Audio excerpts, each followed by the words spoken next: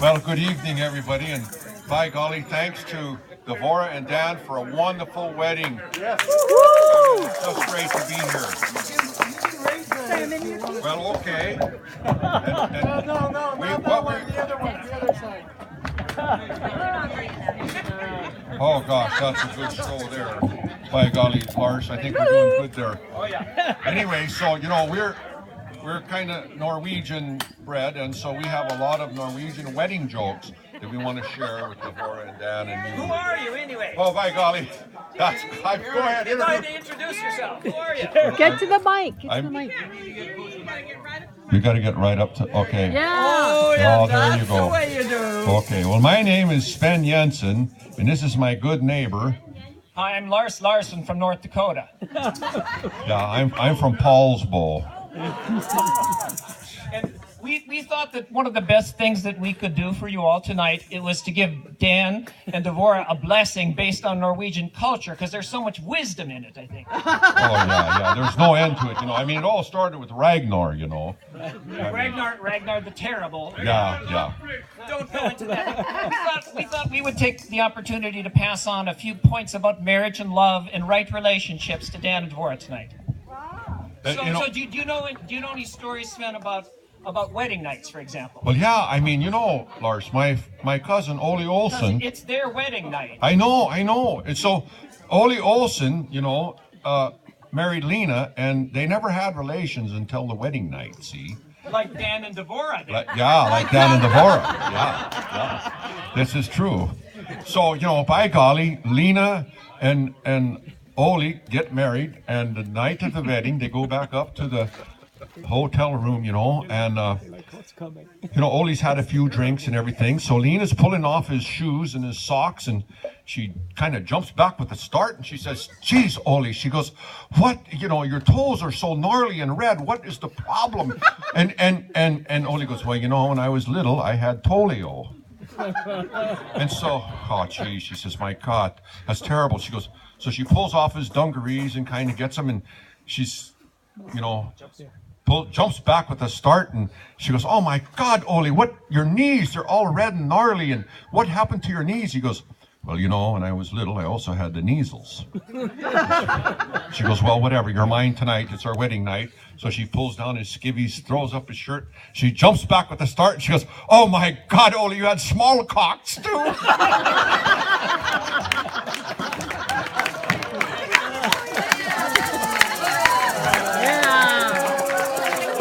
And that reminds me of the time that, just like Dan and Devora might be, that Ole and Lena were in a marital class. And to just loosen things up, the instructor says, first thing, how often do you people have relations? Let's just take a survey. And Ole was like, quick, first to have his hand up. Ole's always first, He's always the first. And he says, Mr. Olson, how often do you have marital relations? He says, we have them almost every day. Almost every day? Yeah, the class was dumbstruck, and then Ole says, yeah, almost on Monday, almost on Tuesday, almost on Wednesday.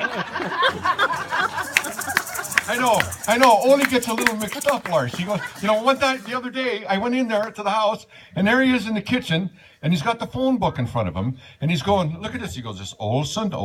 He says, how many phones does this guy have? Well, there was a sad time in their relationship when Ole and Lena were having a little trouble, and Lars, being his good friend, I came across the county road, and what do I see? Ole's not in his house, and I go looking for him in the barn, and I see the door. It's just open a little bit, and so I kind of peek in sideways, and what do I see? But Ole doing these suggestive kind of writhing moves in front of his big John Deere front end loader. Oh gosh, what was that all about? Well, and they were just married too, weren't they? He starts giving a little shimmy, and he starts moving his hips, and he finally unstraps his overalls and starts swinging the strap in a most shameless manner. And I barged in then, and I said, Ole, what the hell are you doing? And he says, oh God, Lars, I'm so embarrassed, but the missus and I have been having some trouble, and so we've gone to counseling. What kind of trouble? Marriage trouble? Marriage trouble, yeah, of course. So Dan and Devora, remember now, marriage trouble can happen, but, just listen to the rest of the story. Thanks. And so there he was in front of the front end loader, and he said, well, I talked to the counselor, and he said I needed to do something sexy to attract her. That's it. You know, you always want to do. You want to do whatever you can do. What the counselors tell you. So, is there anything about the workplace that Norwegian culture might offer, Dan and Deborah? Well, yeah. Now I know when you're married, you know, it's forever, and so, but there can't. I mean, you read about this all the time in the internet. Mostly. Yeah. They got this thing on the internet now where these have these virtual love affairs, you know, and they're the office, you know. I was thinking more about hardware stores. Well, yeah, but I mean, well, everyday life. Yeah, exactly. Well, what I'm saying is that, well, anyway, you know, so Oli and Torvald were working for Einar down at the hardware store, and by golly, Lars, you know, I talked to him about this, and he says, so Torvald goes, you know, he says, Oli, what do you say? You know, every day at 3 o'clock, Einar leaves, and we have to close up at 4 o'clock. You know. Yeah, that's not fair. And I want to get home to the wife. Yeah. He's just been married. Yeah. Yeah, like that in Deborah, right? Right. Yeah. So Torvald says, by golly, he says, tomorrow, when Einar leaves at 3, let us say we leave at 3:10. I'm going to go down and get some fishing. The tide is just right, and you can go home and see Lena, you know, kind of. In a marital way. Well, yeah, you can surprise Lena home early, you know. And that's just a good thing sometimes, especially when you're married and, you know, everything. I guess so what happened? Well, what happened was, so sure enough, you know, Einar says the boys close up. Torvald says, and Oli, they leave. And Torvald goes down. He's fishing on the cut, you know, and probably did all right. How many fish? Yeah, Oli goes home. He sneaks up on the porch, opens the door real quietly, walks in, and by golly, sure enough, there was Einar with Lena. Yeah, on the couch. Oh. Go no further. There's children present here. I know. So what happened? So Oli, being, you know, good Norwegian, you know, clear-minded, didn't say anything. Very quietly, meek, humble, stepped out. Well, he was mortified, you know. Yeah. I mean, he didn't know what to think. No, what would you think? Well, it was just it. You know, what do you think? And so he backed out, you know, and he stayed out in the woodshed all night. What else could a man do? Yeah. So sure enough, the next day, they're back there and hardware store. Yeah, Torvald goes, geez, Oli, he says, what do you think about that? We got out an hour early. I got a mess of fish. The tide was just right. He says, what do you say we do the same thing again today? You know, leave early. And Oli goes, yeah, you know, yesterday I almost got caught.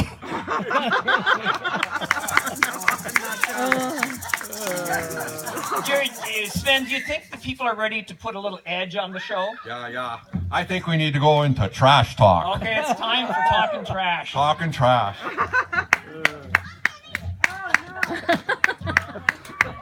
Yeah, by golly. How you doing, Sven? Yeah. Well, I've been a little bit in the dumps, but you know, I feel better today. Remember, you're a trash can, not a trash can't. That's right. Can't never did anything. So, do you know any trashy stories about maybe travel after early marriages? Yeah. Well, I remember Oli said that, you know, when him and Lena got on their honeymoon, they went. Yeah. Pop the lid here.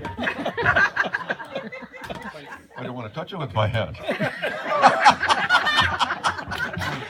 Is it okay if I just use the foot pedal? I never put Lysol on the other part.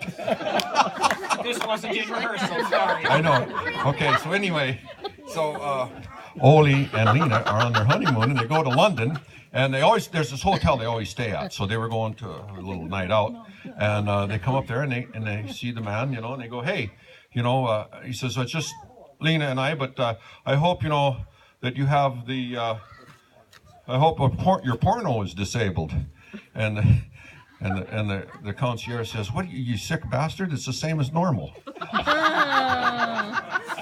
You know, it was Olympics recently. I don't know, did you happen to follow any of the Olympics there, Sven? I did. I thought, you know, it was hard to follow some of it, but... Did you follow any of the Norwegian team? Well, if I could see the flag, I would know it.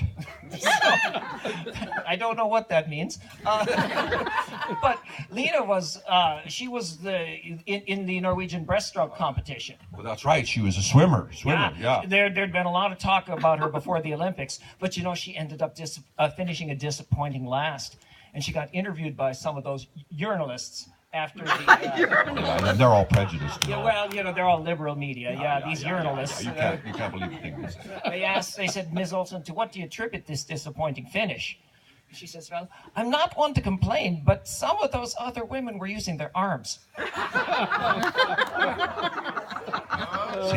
the punchline is subtle. You got to remember the beginning of the joke to know the end of the joke. That's the whole way in Norway, You got to pay attention. Do you know anything about relations to animals there, Sven? Well, you wouldn't think so, but I do.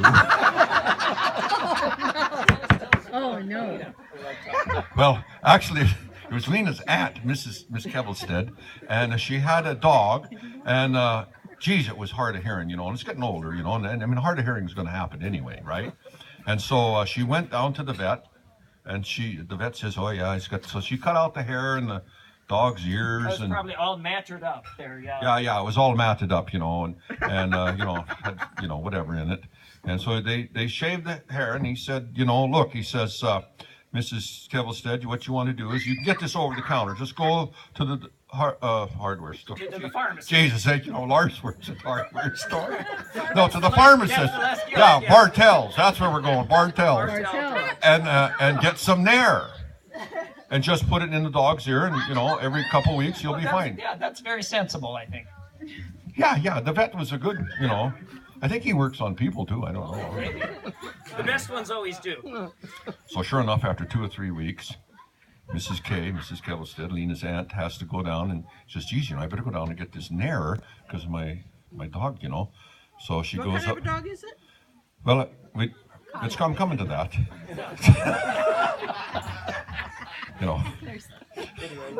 I could say something, but I'm not gonna. Anyway. You don't want to attract her, yeah. Yeah. I don't want to attract her just yet. Anyway, so Mrs. K goes down there and she goes, yes, can I help you, ma'am? And she goes, yeah, I'd like to get some Nair. And he says, well, if use this under your arms, you don't want to use any deodorant for 2 or 3 days. It's irritation. And she goes, no, I'm not using it under my arms. And he goes, well, if you're going to put it on your legs, it's for 2 or 3 days, don't shave your legs. It's just going to be irritating. And she goes, no, it's for my schnauzer. And he says, well, in that case, no bicycling for 3 days. So that's the end of the trash talk part of ours. So we have just a few lessons to finish up with. We have to finish trash talk now? Yeah, it's time to put the trash talk away. There was one time when Oli was... he went into confessional, and you know how important religion and spirituality is in a marriage. Absolutely. We had a lot of spirituality here today, I think. Yeah, and we certainly did. Oli went into confessional, and he says, bless me, Father, for I have sinned. And I'm having this really hot relationship with this woman half my age in the office place, and we're doing it everywhere. And whoosh to me, he says, it's really quite something. And the priest says, well, my son, you've committed some fairly serious sins, and you'll have to do some Hail Marys and some community service, I think. And Oli says, well, I don't really think so because I'm Lutheran. He says, well, you're Lutheran. Well, then why are you telling me? And he says, I'm telling everybody. Yeah, you got to be, you got to feel good about that one. What's happening here? One leg is shorter. Oh, that's another joke. You ever heard the one about the one leg shorter than the other? No, that's insane. Is it going to stand on its own? I don't know. You better hold it. That's what the wife says. Okay, so. Oh my God. Well, I mean, when you pick a mate, for life, like for marriage, I mean, things happen. We're driven by a greater force, So, my cousin Ole Olson, he had this dairy farm between Minnesota and North Dakota, and he was trying to get a new milk cow for the dairy, and he couldn't, for the life of him, could not get one from Minnesota. But Ole always did like the milkers. Oh yeah, Guernseys and Jerseys. Oh yeah, don't get me started. Talking about Miss Swiss. Yeah. Anyway, so Ole, he goes up there and he sees an ad in the paper up in North Dakota, and the new milker, and he goes up there, and it's a little bit more than he wanted to pay, but he tries it out, and the guy says, well, go ahead, give it a try, Mr. Olson. see if the milking's, she pulls down real good. And so every time he pulls on the tit, she farts, she goes, she's very gaseous. And he goes, geez, he says, what are you feeding the cow, And he goes, well, just regular alfalfa, maybe a little strong, spring cutting. But, he says, well, I tell you what, it's a great milker, I'll take it. So he brings it back home, he's Minnesota, and sure enough, That's when did Torvald come across to see it? Yeah. The neighbor, Ole's neighbor, Torvald. He sees the truck come in and he sees the cow, and he goes, well, geez, he says, I'm going to go over there and see this, Ole's new cow. Yeah. So Torvald goes over there and he goes, geez, Torvald, he goes, I see you got a new milk cow, replace the other one. And he goes, yeah. He says, it's a good milker. And he goes, you want to give it a try, Torvald? And Torvald goes, yeah, sure, I'll give it a try. So Torvald gets down and he's pulling on a couple of the teats, geez, the milk is just coming out, just a good grip. But every time he did that, the cow was pretty flatulent, just. And Torvald stops. He looks up at Ole and he says, you got this cow in North Dakota, didn't you? And Ole goes, yeah, how did you know? He says, well, my wife's from North Dakota.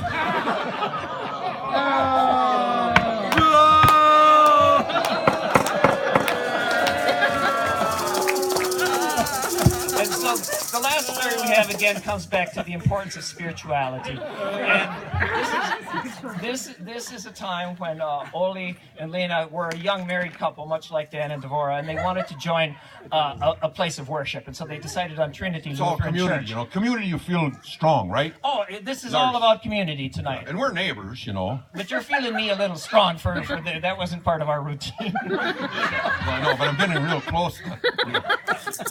Is this?